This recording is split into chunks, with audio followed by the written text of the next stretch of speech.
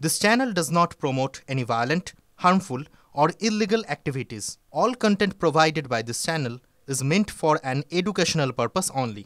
আজ অবশ্যই সকলের নজর তো নিউ টাউনের দিকে, কারণ দিলীপ ঘোষের বিয়ে বলে কথা। কিন্তু আরো কি কি খবর থাকছে প্রথমেই বিগ বালে দেখাই আজকে পাঁচ কথার প্রধান দুটো ইস্যু। প্রথম ইস্যু, পাঁচ কথার প্রথম ইস্যু, রাজ্য সভাপতি দিলীপ চাইছেন সহযোদ্ধা। দিলীপ ঘোষের খবর। পাশাপাশি ইস্যু দুই, সীমান্তে বাস, ঘরে আগ্নেয়াস্ত্র মাস্ট। কেন এই কথা বলছি দেখাবো বিস্তারিত পাঁচ কথায়।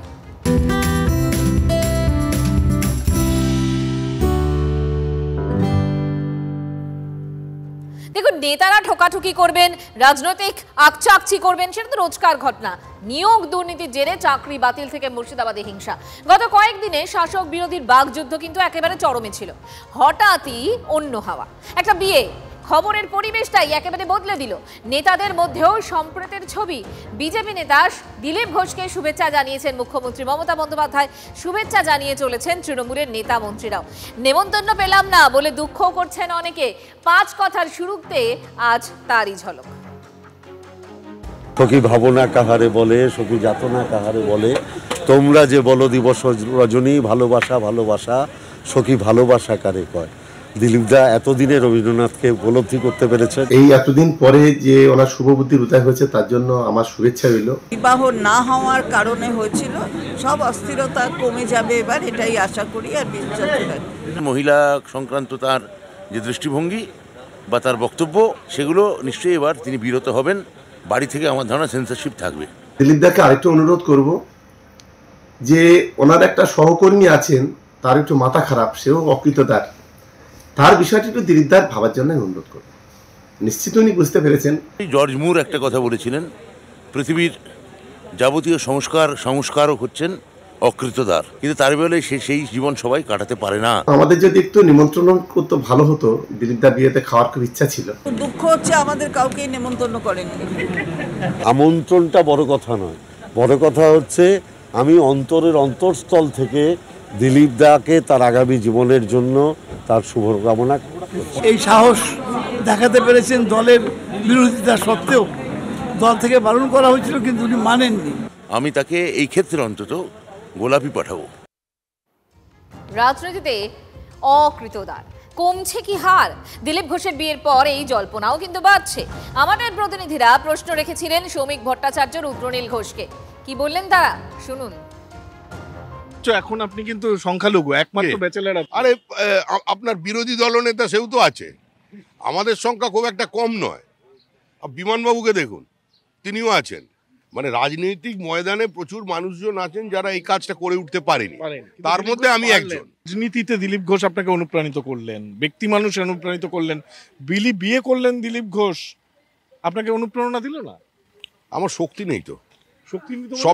সমস্ত জিনিস গ্রহণ করবার জন্য একটা নির্দিষ্ট শক্তির প্রয়োজন আছে, সেটা আমার নেই। আশা করবো যে আগামী দিনে দিলীপদা একটা বড় আমাদের জন্য মানে ভোজের আয়োজন করবেন। অনেকদিন বিয়ে বাড়ির ভোজ খাওয়া হয়নি। বৌদি তুমি খেয়াল রেখো দিলীপ বাবু কড়া, বৌদি তুমি খেয়াল রেখো দিলীপ বাবু কড়া। দিলীপ বাবু অন্তত একটা লিখুক তোমার জন্য ছড়া। দিলীপ ঘোষকে দেখে রুদ্রনীল ঘোষ অনুপ্রাণিত হচ্ছেন না, এতটা স্পিরিট বা সাহস বা এত কড়া রাজনৈতিক ব্যক্তিত্ব আমি নই। এটা একেবারে শুভেচ্ছার ঘন ঘটা। শুভেচ্ছা জানিয়েছেন কুণাল ঘোষও, কিন্তু সঙ্গে খোঁচা দিতেও ছাড়েননি। দিলীপ বাবুর এই বিয়েটা কিন্তু শুধু বিয়ে নয়, এটা একটা বিদ্রোহ, এটা একটা প্রতিবাদ। এবং দিলীপ বাবুকে যে অপমান, যে কোণঠাসা, যে পদচ্যুতি যেগুলো তার পার্টি করে এসছে, তার মধ্যে থেকে দিলীপ বাবুর যে শূন্যতাটা তৈরি হয়েছিল, সেই শূন্যতাটা ভরাট করার প্রতিবাদের প্রতীক হয়ে রিঙ্কু বৌদি দিলীপদার জীবনে টুক করে ঢুকে পড়েছেন। মেদিনীপুর থেকে এই সুকান্ত, শুভেন্দুবাবুরা যেভাবে সিটিং এমপিকে সরিয়ে তারপর হারিয়েছেন, এটা তো যে কোনো কারোর ক্ষেত্রেই অপমানজনক। এবং তার মধ্যে থেকে নিশ্চয়ই দিলীপদার একটা যন্ত্রণা ছিল। সেই দুঃখের দিনে রিঙ্কু বৌদি পাশে দাঁড়িয়েছেন দিলীপ বাবুর, ফলে তো ভালো। তো যদি এরকম একটা, দেখুন একটা বিপদের দিনে তো বোঝা যায় পাশে কে। দিলীপ বাবু বুঝেছেন পার্টি নয়, রিঙ্কুদি তিনি কিন্তু মানে কঠিন জীবনে সঙ্গে থাকলেন, এ তো ভালো কথা। ক্যারিশম্যাটিক নেতা যাকে বলে, দিলীপ ঘোষ কিছু করবে না তাই নিয়ে জল্পনা হবে না তা তো হতে পারে না, এক্ষেত্রেও কিন্তু ঠিক তাই। দিলীপ ঘোষ বাংলার অন্যতম জনপ্রিয় নেতা, এটা বলতেই হয়। শুধু গেরুয়া শিবির নয়, ডান বাম সব পক্ষই বিজেপির প্রাক্তন রাজ্য সভাপতিকে অন্য চোখে দেখে। সেই অকৃতদার নেতার হঠাৎই বিয়ের খবর, এবং সেই খবরে মশগুল বাংলা, আজকে অন্তত গোটা বাংলা তো বটেই। গুঞ্জন একটাই, এরপর কি সংসারের ইনিংস শুরু করে কি রাজনীতির ইনিংসে ঢিলে দেবেন দিলীপ ঘোষ? সহযোদ্ধার অবশ্য দাবি, রাজ্য সভাপতি পদে তিনি দেখতে চান দিলীপ ঘোষকে। ছিলেন সংঘ প্রচারক, ছিলেন বঙ্গ বিজেপির সভাপতিও, একবারের সাংসদ, একবারের বিধায়কও। তবে যেটা ছিলেন না এবার সেটাই হলেন। দিলীপ ঘোষ বিবাহিত। গত লোকসভা নির্বাচনের হলফনামাতেও স্ত্রীর নামের পাশে লেখা ছিল নট অ্যাপ্লিকেবল। এবার থেকে লিখবেন রিঙ্কু মজুমদার, যিনি বিজেপিরই মহিলা মোর্চার নেত্রী। 60 পেরিয়ে দিলীপের সাংসারিক ইনিংস। সবচেয়ে বড় জল্পনা, রাজনৈতিক ইনিংসের কি হবে? রাজনীতির জন্য সময় কম পড়বে না বলেই দিচ্ছেন সহযোদ্ধা। আপনি পার্টির জন্য নিজেকে সমর্পণ করুন, আরো বেশি করে কাজ করুন, আমি সেটা চাই। ওনাকে আমি কখনোই কমজোর হতে দেব না। ওনাকে যেরকম দেখছি আরো বেশি, ওনাকে আরো প্রোঅ্যাক্টিভ পলিটিশিয়ান হিসেবে আমি দেখতে চাই। এখানেই থামেননি, দিলীপের হয়ে বেশ জোরেই ব্যাট চালিয়েছেন রিঙ্কু। রাজ্য বিজেপির সভাপতি হিসেবে দেখতে চান? That would be our golden fortunate, not my, মানে বেঙ্গলবাসীর কাছে সেটা গোল্ডেন ফরচুনেট হবে উনি যদি প্রেসিডেন্ট হন। বিকজ ওনার সাবস্টিটিউট এখন অবধি লাস্ট 5-6 ইয়ার্সে তো দেখতে পাচ্ছি না ওনার সাবস্টিটিউট হয়েছে বলে। দিলীপ ঘোষ নিজে বলছেন, এখনো সুস্থ সবল আছি, পার্টি যে দায়িত্ব করব, এখনো সুস্থ সবল আছি, পার্টি যে দায়িত্ব করব। কি বলছেন দিলীপের সতীর্থরা? দিলীপ থাকবেন দিলীপের মেজাজেই, আত্মবিশ্বাসী সুকান্ত থেকে শ্রমিক। শাসক দল কি মনে করছে নাকি যে বিয়ের পর দিলীপ ঘোষ ঘরবন্দি হয়ে যাবেন, গেরস্থ হয়ে যাবেন? তাই পশ্চিমবঙ্গের রাজনীতি ব্যক্তিকেন্দ্রিক নয়, সেটা শাসক দলও জানে। মমতা বন্দ্যোপাধ্যায় কোনো প্যারাট্রুপার পলিটিশিয়ান নন, তিনি মাটি চেনেন, মাটির গন্ধটা বোঝেন। দেখুন, এটা তো দিলীপদার ব্যক্তিগত সিদ্ধান্তের উপর নির্ভর করবে। আমার বিশ্বাস দিলীপদা যেভাবে কন্ট্রিবিউট করেছেন বাংলার রাজনীতিতে, আগামী দিনেও উনি আশা করি সেইভাবে কন্ট্রিবিউট করবেন। দিলীপ ঘোষ পার্টিতে যেরকম নিজস্ব ছন্দে ছিল সেই ছন্দে থাকবেন, এটাই আমরা চাই, এবং সেটা তিনি থাকবেন। এককালে সংঘ প্রচারকের বিয়ে নিয়ে বিতর্ক কি আদৌ যুক্তিযত? যুক্তি এবং উদাহরণ টেনে সুকান্ত অগ্নিমিত্রারা বলছেন, দিলীপদা has all right to settle himself. এবং দিলীপদা তো এখন আর প্রচারক নন, সুতরাং উনি কেন সংসার জীবনে ফেরত আসবেন না?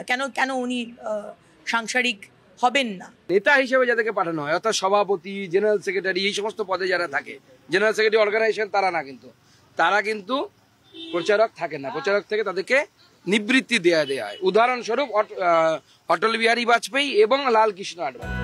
নিউ টাউনের কাছে বামনঘাটা পঞ্চায়েতে দিলীপ ঘোষের 3500 স্কোয়ার ফিটের ভিলা। সকাল থেকে সেখানেই দলে দলে হাজিরা দিয়েছেন বিজেপি নেতারা। দুপুরে সল্টলেকে বিজেপির বৈঠক। তার আগে দিলীপের বাড়িতে পৌঁছে গিয়েছিলেন সুকান্ত মজুমদার, লকেট চট্টোপাধ্যায়, জ্যোতির্ময় সিং মাহাতো, অমিতাভ চক্রবর্তী, ছিলেন সুনীল বনসাল, মঙ্গল পাণ্ডের মতো এ রাজ্যের বিজেপির দায়িত্বপ্রাপ্ত ভিন রাজ্যের নেতারাও। বিজেপি নেতারা গিফট দিয়েছেন। আমি মিষ্টি, ফুল, ধুতি, শাড়ি এগুলো দিয়েছি, বিয়েতে যা দিতে হয়। পাল্টা রিটার্ন গিফটও পেয়েছেন।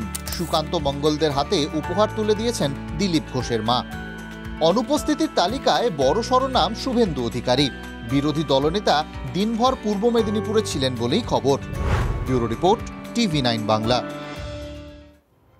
আর একটু পরে বর বেশে বিয়েতে বসবেন দিলীপ ঘোষ। তার আগে TV9 বাংলাকে দেওয়া প্রতিক্রিয়া শুনুন। ঠিক এই প্রাক মুহূর্তে দাঁড়িয়ে দিলীপ ঘোষের নিজের অনুভূতিটা কি? আমি যেরকম বাড়িতে থাকি প্রতিদিন, সেরকমই আমার রুটিন আছে। বাড়িতে কোনো আত্মীয় আসেনি, আমি ডাকিনি, তোমাদেরকেও ডাকিনি। এটা আমি তার জন্য দুঃখিত, কারণ আমি জীবনযাপন করি সিধা সরল। বিবাহটাকে আমি এটা মানে আমাদের ভারতীয় জীবন পদ্ধতির গুরুত্বপূর্ণ দিক মনে করি। আমি সেই দায়িত্ব থেকে অব্যাহতি নিয়েছিলাম পরিবার থেকে, কিন্তু এখন মায়ের জন্য আমাকে দায়িত্ব নিতে হচ্ছে। কিন্তু পারিবারিক দায়িত্ব কিছু পালন করেছি, এখন আমার জন্য, মায়ের জন্য মনে হচ্ছে একজন সঙ্গী চাই। আর যিনি আসছেন তিনিও এক প্রকার তার আগ্রহেতে, তার ইচ্ছায় এটা আমিও মেনে নিয়েছি। তো সেই জন্য একটা নতুন চ্যালেঞ্জ আছে, কিন্তু উনিও ম্যাচুয়ার্ড, উনি সংসার জীবন করে দায়িত্ব পালন করেছেন। আমি সংসারে ডাইরেক্ট ছিলাম না, কিন্তু পরিবারকে, আমার ভাইপোদের সাহায্য করেছি, পড়াশোনা করিয়েছি এবং অন্যান্য সমাজের দায়িত্ব পালন করেছি। দুজনের বয়স হয়েছে, ম্যাচিওর। তো সেজন্য খুব বেশি কিছু সমস্যা হবে না আশা করি। সবাই এটাও সমাজের দায়িত্ব মনে করে আমরা পালন করব। রিঙ্কু মজুমদারকে কিরকম স্ত্রী চান? স্ত্রী হিসেবে বেশি চান না সহযোদ্ধা চান? না, তিনি আমার থেকে আগের থেকেই রাজনীতিতে আছেন, মহিলা মোর্চার নেত্রী, কিন্তু তারও একটা ফেজ গেছে, সংসারের প্রায় দায়িত্ব পালন করে নিয়েছেন। আমারও বেশিরভাগ জীবন চলে গেছে, বেশিরভাগ কাজ করে নিয়েছি, এখনো সুস্থ সবল আছি, পার্টি যে দায়িত্ব করব, কিন্তু আমি আমার রাজনৈতিক জীবন থাকবে, ওনারও থাকবে, তার মধ্যে আমরা পারিবারিক জীবনকেই পালন করব। মা কি খুশি? মা খুব খুশি, ওনার ইচ্ছাতেই হয়েছে। উনি গিয়ে ওনার রিঙ্কুর বাড়িতে থেকে এসছেন, আমি না থাকতে রিঙ্কু এসে বাড়িতে ওনাকে রান্না বান্না করে খাইয়েছে, দেখাশোনাও করেছে। তো সেই জন্য আমার মনে হয় একটা অ্যাডজাস্টমেন্ট হয়েই গেছে, বাকিটা ভগবানের উপরে। দিদিদা কি অদ্ভুত, কাল আপনার জন্মদিন, আজকে আপনি নতুন জীবনে পদার্পণ করছেন। আর সেজন্য T20 খেলে নিচ্ছি আমি, দিয়ে জন্মদিন একবারে সেরে নিচ্ছি। কিন্তু দুঃখের বিষয় তোমাদেরকে ডাকতে পারলাম না, কিন্তু কালকে সকালে পার্কে এসে সবাইকে শুভেচ্ছা বিনিময় করব। আচ্ছা, একটা কথা বলি, বাবার কথা মনে পড়ছে যখন আপনি? বাবা তো ঠিক আছে, উনি বাকি ভাইদের বিয়ে দিয়েছেন, দায়িত্ব পালন করেছেন, এটা হয়নি, আমি অব্যাহতি চেয়ে নিয়েছিলাম, থাকলে ভালো হতো, কিন্তু সবাইকে তো একসঙ্গে পাওয়া যায় না। মা সেই দায়িত্ব পালন করছেন, আমি আজকে সেই পিতৃপুরুষদেরকে পিণ্ড দিলাম। আচ্ছা, যেটা শুনতে পেলাম যে মাননীয় মুখ্যমন্ত্রী আপনাকে বিয়ের শুভেচ্ছা জানিয়েছেন। হ্যাঁ, মুখ্যমন্ত্রীর তরফ থেকে আমার কাছে লেটার এসেছে, অভিনন্দন পত্র, ফুল পাঠিয়েছেন, সেজন্য তাকে আমি ধন্যবাদ জানাই, কৃতজ্ঞতা জানাই। তিনি এক প্রকার পশ্চিমবঙ্গের অভিভাবিকাও, আর বয়সেও বড়ন, তার আশীর্বাদও চাই। একটা কথা, যে রাজনীতিতে যা হয়, বিরোধী আর শাসক দলে সবসময় একটা বিদ্বেষপূর্ণ ব্যাপার থাকে, কিন্তু আপনার বিবাহের সংবাদে দেখা যাচ্ছে শাসক দলের নেতারা কিন্তু খুব খুশি এবং প্রত্যেকে আপনাকে শুভেচ্ছা জানাচ্ছেন। তাদেরকে সবাইকে আমি কৃতজ্ঞতা জানাই, ধন্যবাদ জানাই। আর অনেকে আমার নাম করে পাবলিসিটিও নিয়ে নিচ্ছে, বিয়ে হচ্ছে আমার, অন্যকে টিভিতে দেখাচ্ছে, অনেকে সুযোগটাও নিয়ে নিচ্ছেন। ভালো, গঙ্গা বইছে, যে বাচ্চা হাত ধুয়ে নিচ্ছে। অনেক অনেক অনেক শুভেচ্ছা, অনেক শুভেচ্ছা নতুন জীবনের জন্য, নতুন দিনের জন্য অনেক শুভেচ্ছা, অনেক ভালোবাসা। শুভেচ্ছা জানাচ্ছেন, তাই জন্য ধন্যবাদ জানাই। শট পেরিয়ে দিলীপের সাংসারিক ইনিংস, ম্যাচ মেকার মমতা বলছেন কুণাল, কেন বলছেন এই কথা শুনুন। এতদিনে বোঝা গেল ইকো পার্কেই বারবার হাঁটতে কেন দিলীপ বাবু যেতেন। সকালে উঠে সূর্যটা উঠেছে কি ওঠেনি, উঠেছে কি ওঠেনি, কি এমন টান যে দিলীপ বাবুকে ইকো পার্কেই যেতে হতো? আজকে সেটা পরিষ্কার। তার চেয়েও বড় কথা, এই ইকো পার্ক সেই ইকো পার্ক যেখান থেকে দিলীপ ঘোষের প্রেম জন্ম নিল, পরিণয়ের দিকে এগোলো, যেটি তৈরি করেছেন Mamata Bandyopadhyay. Eco park made by Mamata Banerjee, এইটার যদি উনি এর না স্বীকার করেন তাহলে সেটা অত্যন্ত দুঃখজনক হবে। হিন্দুদের বাড়িতে অস্ত্র রাখার অনুমতি দেওয়া হোক, রাজ্যের বিরোধী দলনেতার এই দাবি ঘিরে বঙ্গ রাজনীতিতে তুঙ্গে তরজা। তবে এটা প্রথম নয়, মাস কয়েক আগে হুগলির কুন্তিঘাটে রাম মন্দির উদ্বোধনে গিয়ে বিজেপির রাজ্য সভাপতি সুকান্ত মজুমদারও হিন্দুদের বাড়িতে অস্ত্র রাখার নিদান দিয়েছিলেন। স্বাভাবিকভাবেই শুভেন্দুর বক্তব্যকে সমর্থন করেন দলের শীর্ষ নেতারা। তলোয়ার কাটারি রামদা, কদিন আগেই রামনবমীর মিছিল জুড়ে অস্ত্রের ঝনঝনানি শুনেছেন রাজ্যবাসী। অস্ত্র মিছিলের পক্ষে জোর গলায় সওয়াল করেছিলেন বিজেপি নেতারা। তলোয়ার উঁচিয়ে রাস্তায় নামেন বিজেপি সাংসদ বিধায়করা। আবার বঙ্গ বিজেপির টপ মোস্ট নেতাদের কথায় অস্ত্রের শান। মুর্শিদাবাদের পরিস্থিতি নিয়ে উদ্বিগ্ন বিরোধী দলনেতা সীমান্ত এলাকার হিন্দুদের অস্ত্র রাখার অনুমতির পক্ষে সওয়াল করেন। যেখানে হিন্দু জনসংখ্যা অত্যন্ত কম, 20%-এর নিচে, তাদেরকে কাশ্মীরের পাকিস্তান সীমান্তবর্তী এলাকার মতো বৈধ লাইসেন্সযুক্ত আগ্নেয়াস্ত্র দেওয়া উচিত। আত্মরক্ষার জন্য কাশ্মীর মডেল অনুসরণ করে ঘরে অস্ত্র রাখার পক্ষপাতী শুভেন্দু।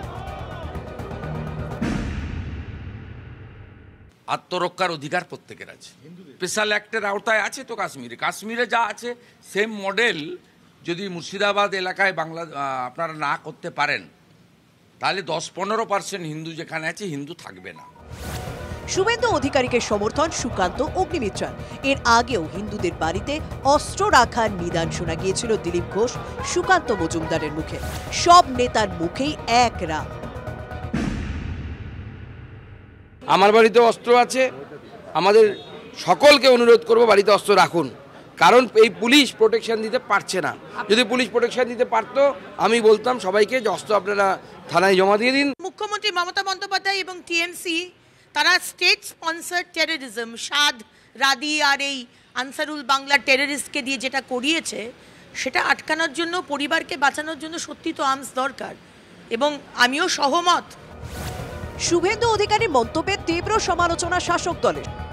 ডিএনএতে এই হিংসা অস্ত্র আছে। তৃণমূলকে সরাতে গেলে মমতা বন্দ্যোপাধ্যায়ের ওই ৯৭টা উন্নয়নের যে দিশা আছে তাকে আটকাতে গেলে ঘরে ঘরে অস্ত্র ঢুকিয়ে দাও, ঘরে ঘরে অস্ত্রের সরবরাহ করো। ভারতীয় জনতা পার্টির উস্কানি এবং প্ররোচনা দেয়, প্রত্যেকটি বক্তব্য কমিউনাল ডিভাইডের কথা বলে, এইগুলোকে কি করে অ্যালাউ করে আপনারা? সম্প্রতি ওয়াকফ আইন বিরোধী আন্দোলনে হিংসা ছড়ায় মুর্শিদাবাদে, আক্রান্ত হয় পুলিশও। হিংসার আগুনে ছারখার সীমান্তবর্তী জেলার বহু জায়গা, ঘরছাড়া কয়েকশো পরিবার। এই পরিস্থিতির জন্য রাজ্যের পুলিশ প্রশাসনকে কাঠগড়ায় তুলে হিন্দুদের নিরাপত্তা নিয়ে উদ্বেগ প্রকাশ করছে বঙ্গ বিজেপি। বিজেপি নেতারা বলছেন, হোমিওপ্যাথি ট্রিটমেন্ট করছেন অনেকদিন ধরে, আপনার সর্দি কাশি কমছে না, তারপরে তো আপনি অ্যালোপ্যাথি ডাক্তারের কাছে যাবেন, এটা অ্যান্টিবায়োটিক দেবেন, তো যখন অ্যান্টিবায়োটিকের দরকার পড়বে অ্যান্টিবায়োটিক দিতে হবে, নাহলে রোগ সারবে না, তো কি করার আছে?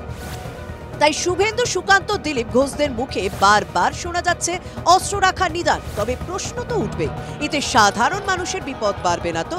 কথায় কথায় গুলি চলবে না তো? Bureau report, TV9 Bangla. অস্ত্র রাখার নিদান দিচ্ছেন শুভেন্দু অধিকারী। পাল্টা কুণাল ঘোষ কিভাবে দেখছেন বিষয়টিকে শুনুন। দায়িত্বজ্ঞানহীন কাজ করছেন। একটা সীমার পর সরকারের উচিত ব্যবস্থা নেওয়া, পুলিশের উচিত ব্যবস্থা নেওয়া। বিজেপি নেতারা যেভাবে অস্ত্র অস্ত্র অস্ত্র রাখুন, অস্ত্রের ব্যবহার, অস্ত্রের কারবার, এটা অত্যন্ত বাজে প্ররোচনা। গণতন্ত্র আছে বলে যা ইচ্ছা বলে যাবে, এটা তো হতে পারে না। একটা লেভেলের পর এদের আইনের আওতায় রাখা উচিত। মুর্শিদাবাদে অশান্তির মধ্যেই শমশেরগঞ্জের জাফরাবাদে নিহত বাবা ছেলের বাড়িতে গেলেন জাতীয় মানবাধিকার কমিশনের সদস্যরা। কথা বললেন নিহতদের পরিবার পরিজনদের সঙ্গে, ঘুরে দেখলেন হিংসা বিধ্বস্ত এলাকা।